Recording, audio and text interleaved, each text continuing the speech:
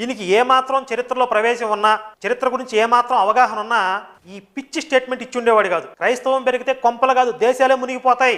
ప్రపంచవ్యాప్తంగా క్రైస్తవం అడుగుపెట్టిన ప్రతి చోట, క్రైస్తవం పెరిగిన ప్రతి చోట ఎన్నో పురాతన సంస్కృతులు ధ్వంసం చేయబడ్డాయి.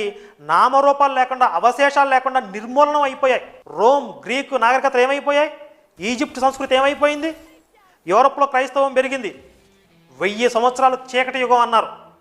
అక్కడ శాస్త్రపరంగా ఎలాంటి అభివృద్ధి కూడా సాధ్యపడలేదు. ఎందుకంటే శాస్త్రవేత్తలను చంపేశారు క్రైస్తవ మత పెద్దలు. వాళ్ళ సత్యాలు చెప్తుంటే క్రైస్తవ మతం ఎక్కడ అంతరించిపోతుందో అనే భయంతో ఆ శాస్త్రవేత్తలను సజీవ దహనం చేశారు, హింసించారు, తగలబెట్టారు. క్రైస్తవాన్ని ప్రశ్నించే వాళ్ళని, ఎదిరించే వాళ్ళని మంత్రగత్తెలనే పేరు పెట్టి విచ్ హంటింగ్ కొన్ని లక్షల మంది స్త్రీలను చంపేశారు. వీటన్నిటికీ కారణం బైబిలే. మంత్రగత్తెల్ని బతకనియద్దు, చంపేయండి అంటాడు బైబిల్ దేవుడు. బైబిల్కి విరుద్ధంగా ఎవడు చెప్పినా వాడు బతకనియద్దు అంటాడు.